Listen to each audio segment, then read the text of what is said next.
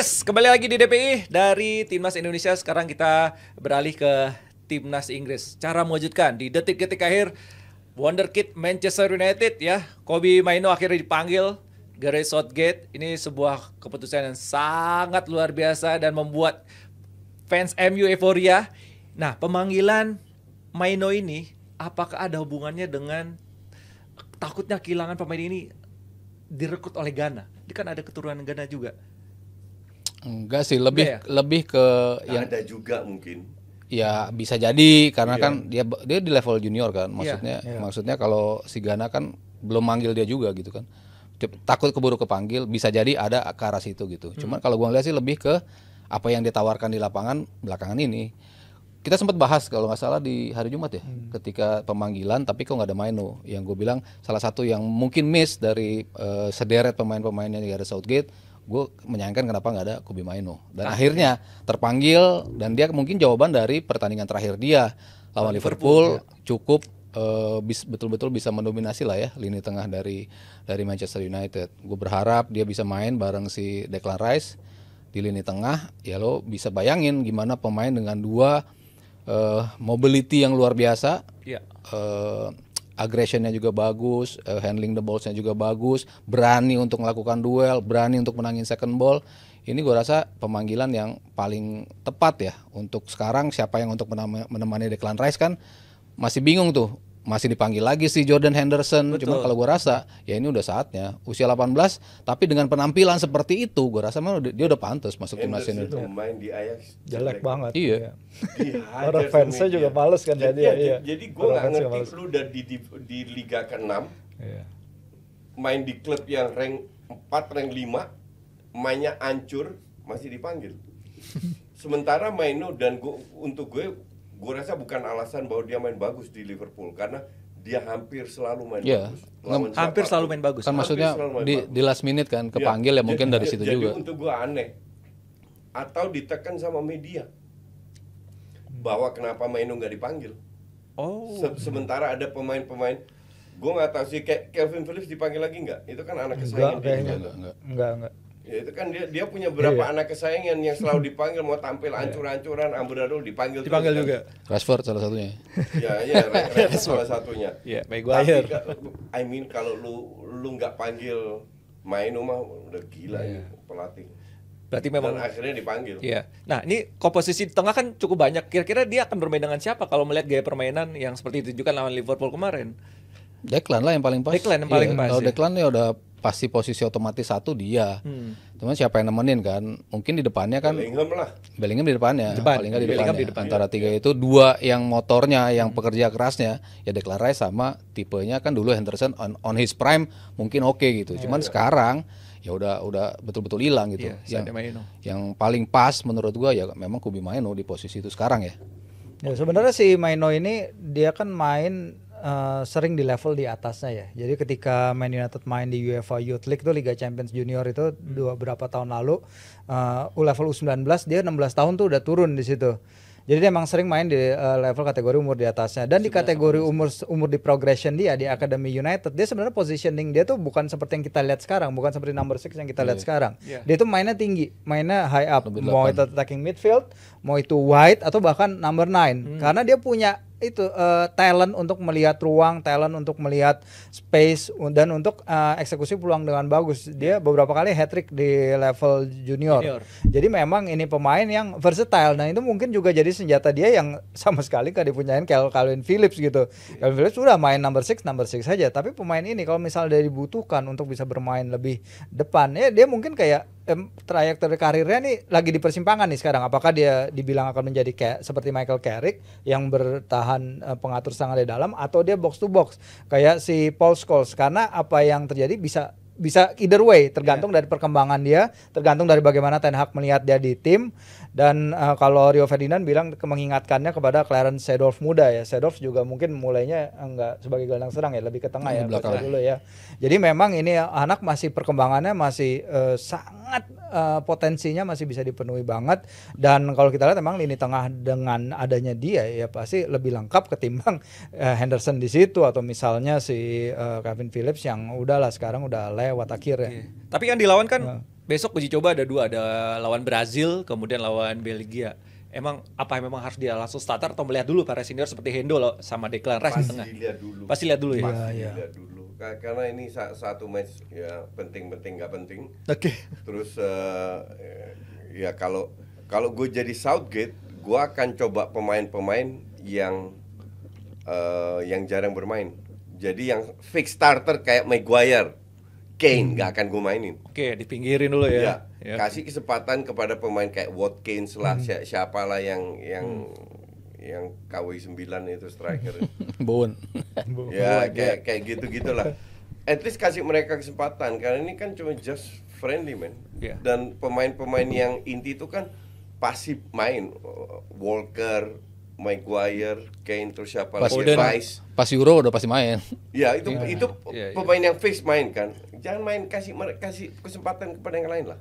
Atau setengah babak lah. Bisa seperti itu ya. Tapi kalau kita lihat nama selain Maino tadi ada beberapa nama pemain muda Inggris ya yang kemungkinan dari kata Firzi dari U21 ya. Gordon sama Palmer. Iya, Palmer. Pemain muda Ya, itu kasih mereka kesempatan yang Colwill ya. Ya Colwill juga bisa dikasih kesempatan. Itu kan gue sih nggak yakin. I mean kalau lihat tim intinya Inggris ya, itu masih oke lah. Masih bagus, bisa bersaing, bisa jadi kandidat lah untuk tapi pelapisnya gue enggak banget pelapis. Nah, ini kemarin Firzi katanya ngamuk-ngamuk tuh di story-nya. Apa tuh? Gordon dipanggil Southgate. Oh, Gordon enggak. Maksud gua mending dia istirahat aja lah dengan cedera yang menimpa Newcastle. Kemarin dia sempat cedera lutut ketika lawan Chelsea ditarik keluar, tapi dia habis itu main lawan City 60 menit enggak masalah untungnya. Gordon pasti ada progressionnya karena dia kan bagian tim U21 yang menjadi juara Euro kemarin dan dia menjadi MVP turnamen itu. Kalau kita tahu Southgate pergerakannya juga dia kan dari tim U21 Inggris naik ke tim senior. Jadi memang ini adalah kesempatan bagi dia untuk shine dan si pelatih Southgate juga bilang alasan kenapa pemain kayak Bowen, kayak Gordon itu dibawa karena dia lihat work rate-nya. Di satu sisi ini kalau dia ngomongin work rate artinya dia nyindir juga si Rashford yang tuduhannya kan dia kalau ada males off the ball karena pergerakan off the ball Rashford kan dibilang hancur banget, kacau banget. Nah ini mereka akan menghadapi Belgia dan Brazil kan. Emang nama besar tapi kalau kita lihat ke dalam sebenarnya dua tim ini lagi nggak baik-baik aja. Brazil lagi hancur gara-gara Diniz keluar sekarang ini pertandingan pertamanya pelatih baru nih Dorival. Kita nggak tahu mainnya seperti apa tapi itu tadi mereka kalah pertama kalinya. Pokoknya mereka mecahin banyak rekor bersejarah, kalah lawan Uruguay, kalah lagi 3 kalah beruntun aja. Kolombia peringkat 6 berapa? 6 apa 5 ya. Jauh banget, lagi hancur banget. Kalau gue bilang bukan masalah pelatih, emang generasinya lagi hancur. Akhirnya nggak ada pemain bagus. Iya, lu kalau pemain tengah lo itu bisa menjadi starter. Bruno Guimaraes bisa starter. Yang lainnya. Ya sementara masa tengahnya Bruno Guimaraes kan jauh banget kualitasnya. Iya, kalau teman-temannya jago kan dia jago juga. Nah, yang Belgia ini yang lagi katro juga, Brazil katro. Belgia juga ketika Tiko Courtois kan cedera lagi nih kemarin di latihan. Jadi kiper mereka tuh kiper dari tim Wolfsburg kalau nggak salah Castells, lupa gue nama lengkapnya tapi ya Castells ya. Tapi itu tim peringkat 14-an di Bundesliga, pelapisnya Matsels sama si Kaminski-nya si Luton.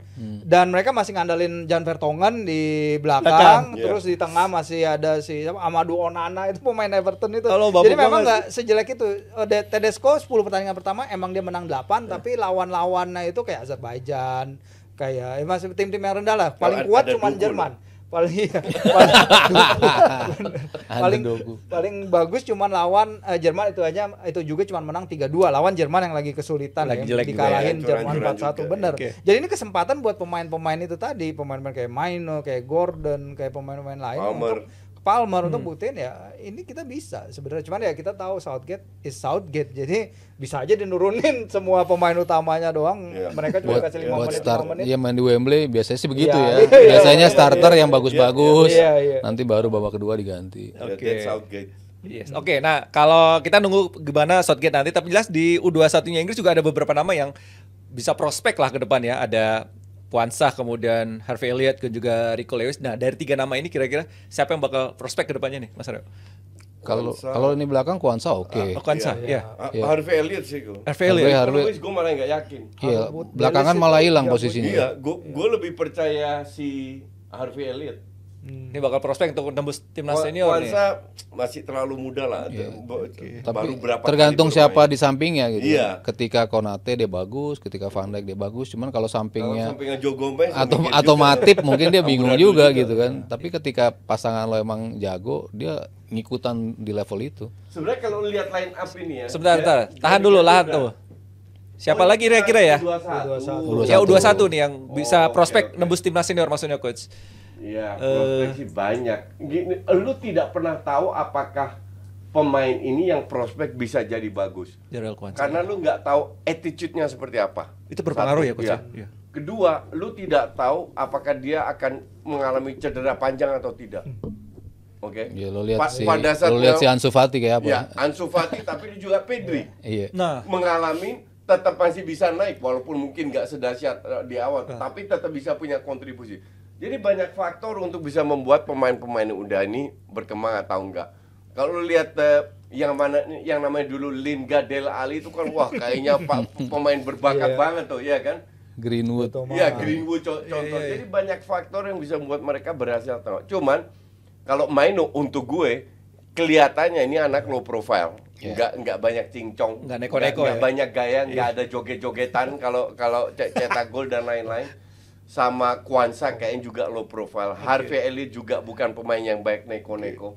Ya, Beda banget. Tinggal ini sih coach, environment di klubnya juga Iya. ngaruh itu. Nah, Kalau iya. Pogba Betul, kan dia betul. ada Rashford, ada Lingard, Iya, sama aja. Deadwood semua. iya. Ceplek Nah jatuh, itu iya. penting, makanya Ronaldo cabut itu penting banget. Iya, makanya. Itu Deadwood akan disingkirkan dan feeling gue Rashford tahun depan out tuh. Oke. Nah, tadi kalau timnas Inggris punya regenerasi yang bagus gitu kan, dibandingkan dengan negara lain yang punya regenerasi yang bagus siapa sih? Prancis, setuju nggak Prancis? Prancis, Iyalah, ya. Prancis Prancis nggak ya. pernah Prancis. kehabisan talenta sampai sekarang. Lo Portugal lumayan loh. Portugal juga Iya. ya antara starting sama itu nggak terlalu jauh pengaruhnya. Prancis juga seperti itu kan. Bahkan tim 1, tim 2, tim 3 tuh masih bisa bersaing Iya. tuh kalau kita lihat Portugal. si Prancis ya. Prancis, Iya, Prancis. Mudanya gila luar biasa, di atasnya juga masih Tapi bagus. gue nonton Prancis berapa kali kan segrup sama Belanda tuh berapa kali. Iya. Nggak ada Mbappe itu ngaruh banget. Sangat berpengaruh. Sama kayak PSG lawan Sociedad, lawan siapa, itu nggak ada Mbappe pengaruh banget. Jadi gua harap ntar menjelang Piala Eropa Mbappe cedera. satu Biar orang lebih seru. satu orang yang bisa gendong ya itu Prancis. Mbappe. Iya. Ya, Portugal tadi bilang coach bagus, ada Leao juga oke. Leo nggak oke apa?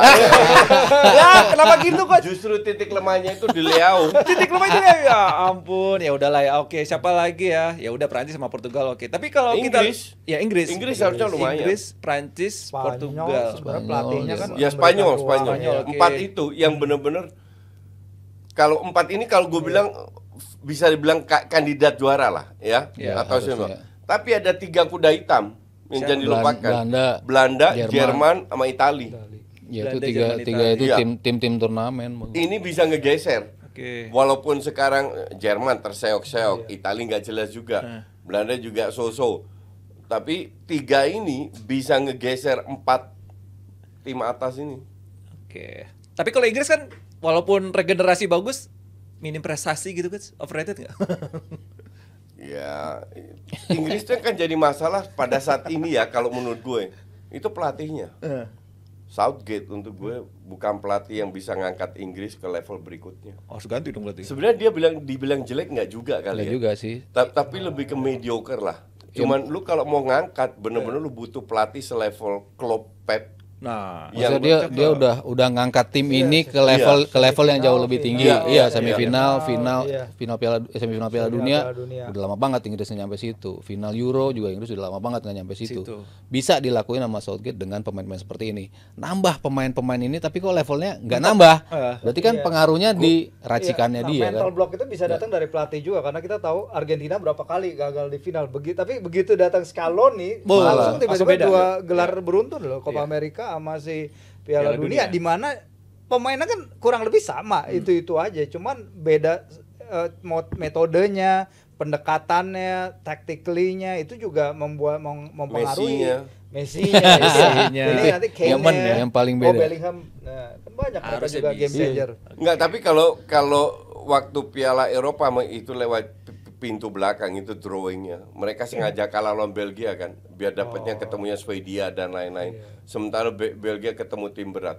Itu drawing so-so. Tapi gue setuju kalau dibilang Southgate sudah mengangkat lah. Cuman untuk menjadi tim yang ditakutkan, nah itu butuh pelatih beda bukan Southgate. Gue rasa Inggris nggak perlu ditakutin Inggris ini. Biasa aja ya. Iya, biasa. Oke, Jebret Tim, pembahasan jeda internasional masih kita akan lanjut setelah yang satu ini.